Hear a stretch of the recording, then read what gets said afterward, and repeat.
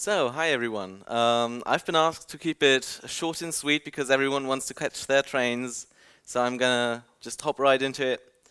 Git Good. Bit about me. I'm Feu Mourek. I've been a developer at NETWAYS for a while, switched over to developer advocate at Isinga.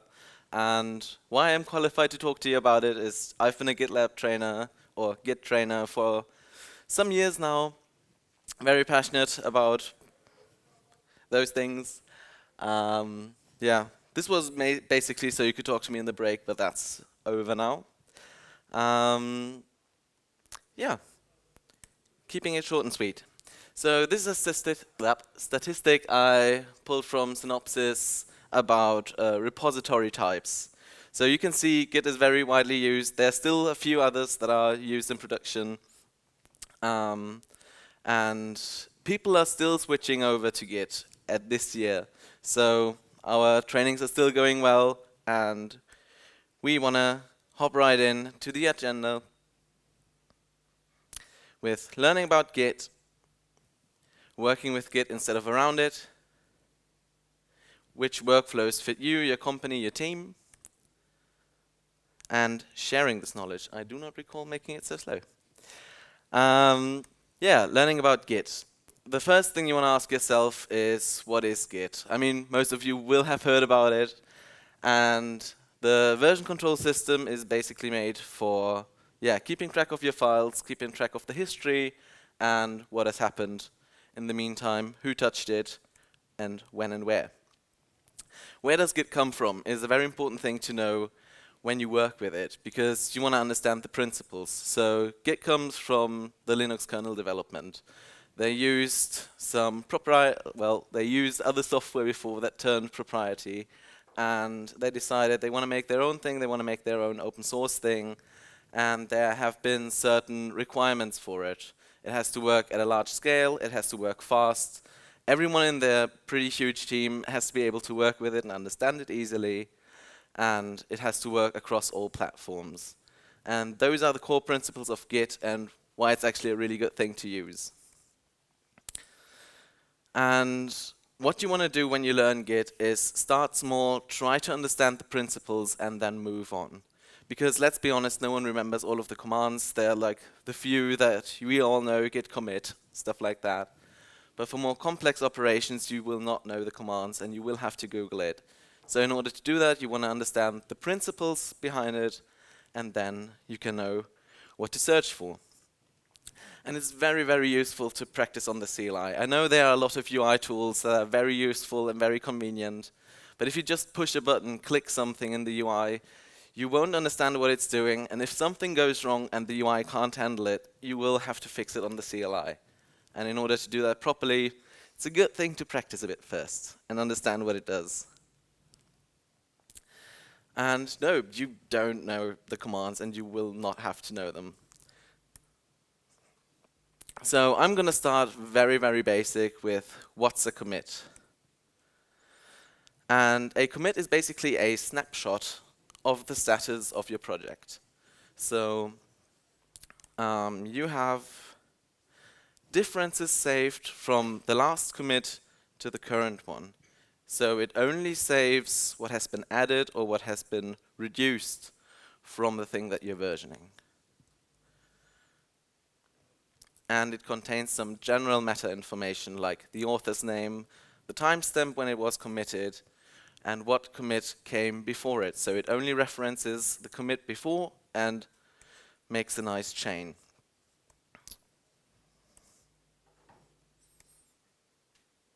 Nice. Yeah, and a commit is one of the many points in your project's history. So every single step of the way that you make a commit is one point in the history. So we know what commits are, but what are good commits? And the most important thing that you want to do when you come to a new machine and work with Git is configure your name and your email. That's some basic knowledge, but I've seen people that have been local at local in their commits. So if you come to a new machine, you want to put in your name, your email, because that's how people will find you and will hate you for your commits. And also the other way around.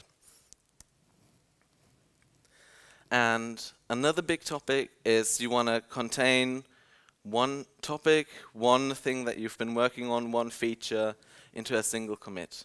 I've seen a lot of times that people make a commit, yeah, I made this whole feature with UI changes, backend changes, all of this, and you want to try to separate those. You want to have one topic per commit, so you can revert those changes if something goes wrong and don't have a huge bloated commit. And if needed, you want to split your commits. So one step at a time and take it slow.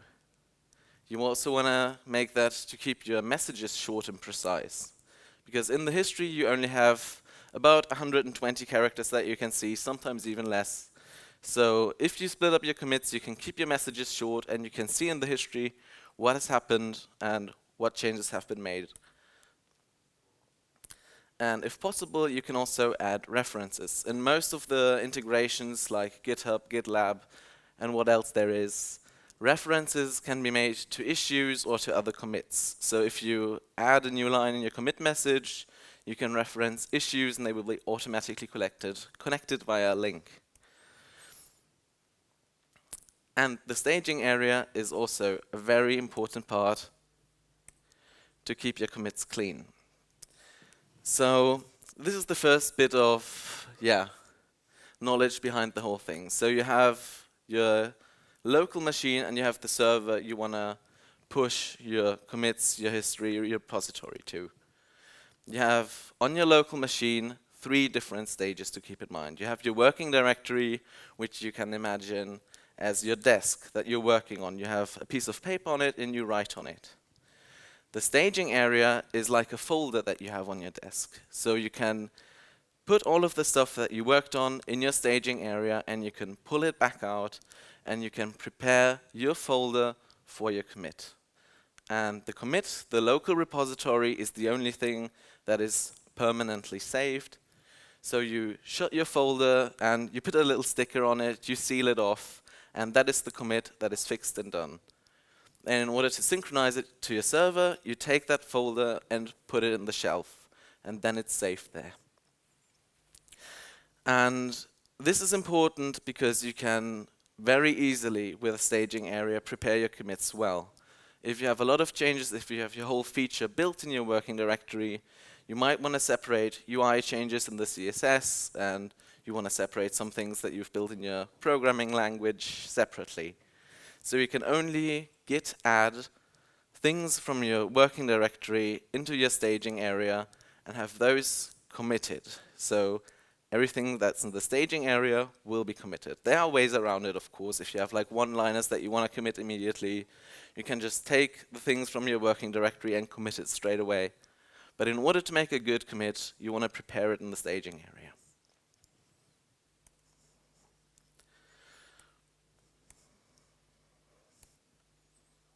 Who made this? I made this. Horrible. So when it comes to branches, they're also very simple. You have the different commits that follow each other.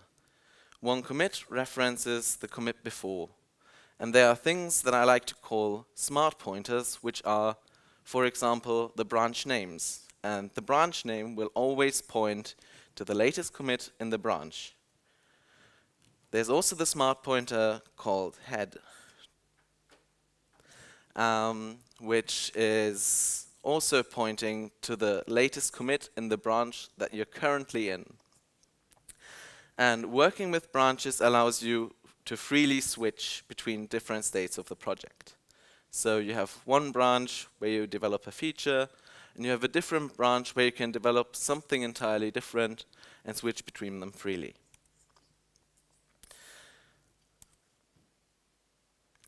And different branching models, so different ideas or way to set up your project can aid you in having a smooth development workflow, in having a project go well, have everything that you need in a project like quality assurance and reviews sorted out.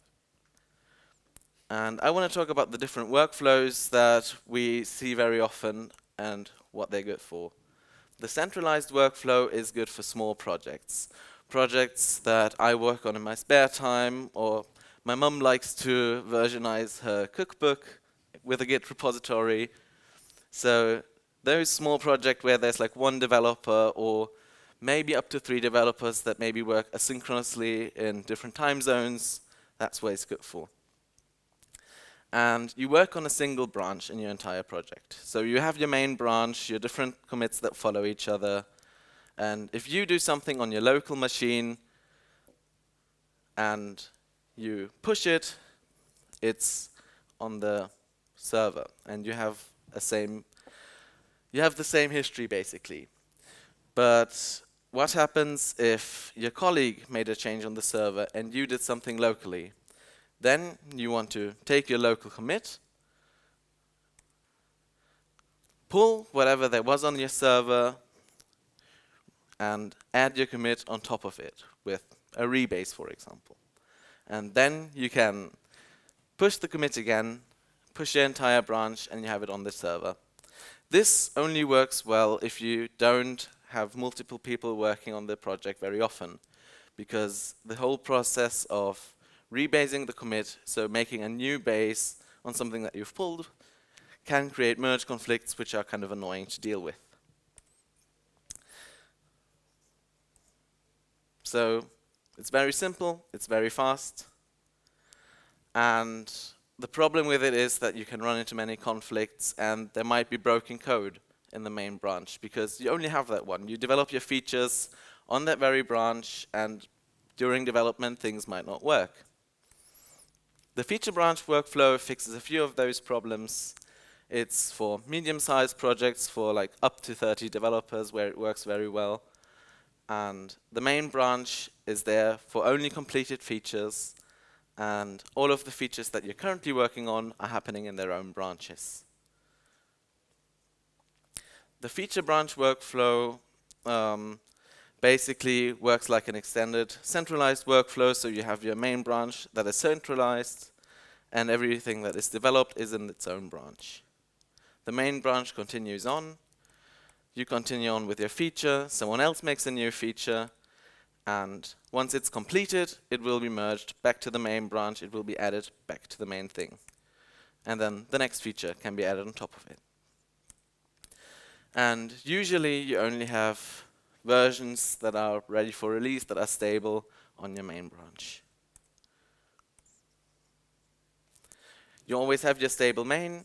You have very few interferences with other people that work on it because every single feature branch is by a small team, like worked on by a single developer, maybe 1 or 2.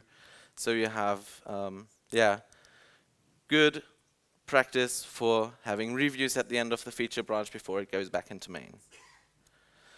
The problems is that you need some sort of overhead, some communication about what features are developed where, naming conventions for the branches, and since you always have the completed features merged back to main, it's not ready for releases at any point.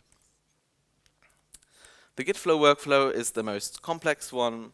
It's for larger projects, and it's basically an extended version of the feature branch workflow. There's a lot of discussion about it, whether it's a good workflow at the moment or not, because it doesn't really feel too agile, because you have very fixed structures,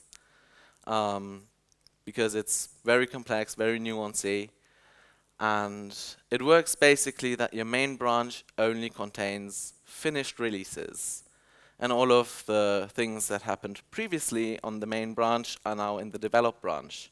So the develop branch only contains code that is production ready, basically, is with fully featured, like stable in the way that the features are completed, and every other feature that is being developed is branched off the develop branch. Then when the develop branch is at a point, has all of the features that you've collected for your next release, you have a release branch branching off the develop branch, you have all of your release management and preparing in that release branch, and then it goes back into the main where you have your tagged version, your finished version. There's always the case that if you have a release, you might need a hotfix. That's the minor releases that happen in between, where you branch off the main branch where your release is, because the develop branch might already be at a future point with features that you do not want in your fix version. And you make your changes in the hotfix patch and branch it back into the main and into the develop. So the development has the current state as well. It's a very, very organized workflow. You always have the possibility to restrict people to only work on certain branches. So if I have a developer that is rather new, I can restrict them to only work in feature branches, and then have a maintainer or a more experienced developer have a review on that and only have the maintainer merge it back into the develop. And it's very easy to automate with the separate branches. So you might want to only run your testing on the main branch or on the develop branch, but not every single feature branch. In larger projects, when you have your testing and your automation in every single commit that happens in every feature branch, it's going to take up a lot of resources. So you might only want to have them run at the end of a branch in the merging process or something similar. The negative point is that it's rather complex. It actually needs some management on top of that. Might even be a person that takes care of mostly just managing who takes which features, when is it ready for review, and managing the whole process around it.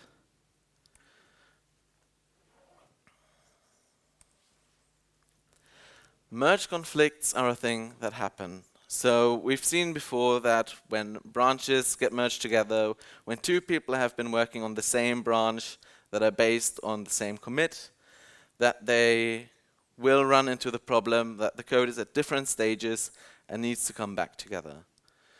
They happen all the time, and they look a lot scarier than they are. I've heard from a couple of colleagues that as soon as they see there's a merge conflict, they will just throw their code on the side, put it in the clipboard, rebase on top of that, delete all of that things that they have done in the repository, and just paste it back in afterwards and make a new commit. But they're actually rather simple. So you try to merge a branch. You try to merge the branch that you've developed, your new branch, into the main, and this message pops out. There's a conflict, there's a merge conflict in our merge txt, and the automatic merge failed. So what we do is we look at the text file and we see this. There are a few ticks, there's a head, there are equal signs, and what you want to do in this case is not just throw everything away and start over, but use those as a guideline. Your graphical tool will automatically display that as this has been added and this has been removed, but if that fails, you might want to do it in text, so you can just remove those markers, choose what you want in your finished product, in your finished code, rearrange it in a way that works, and then recommit it. So you add your stuff again, you commit your stuff, and then basically your merge is done.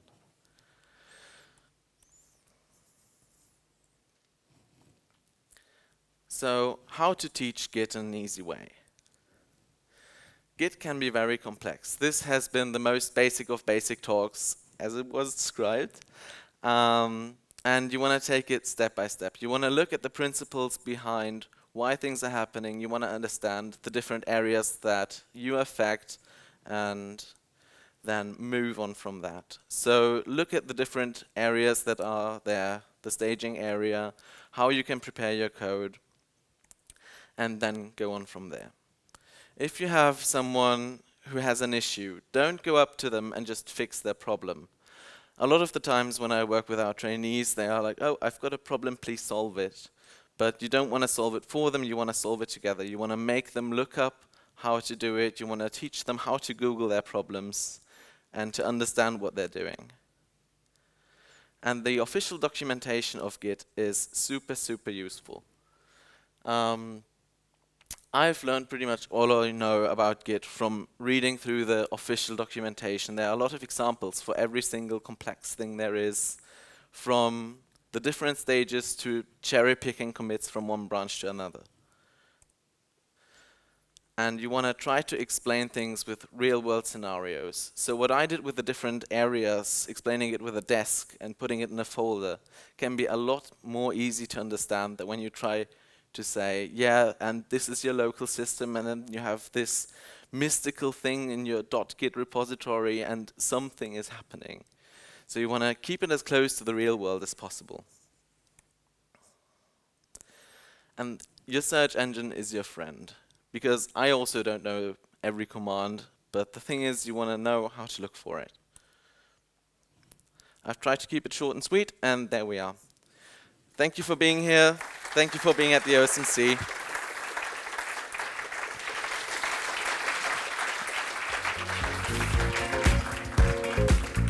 Yourself, don't forget,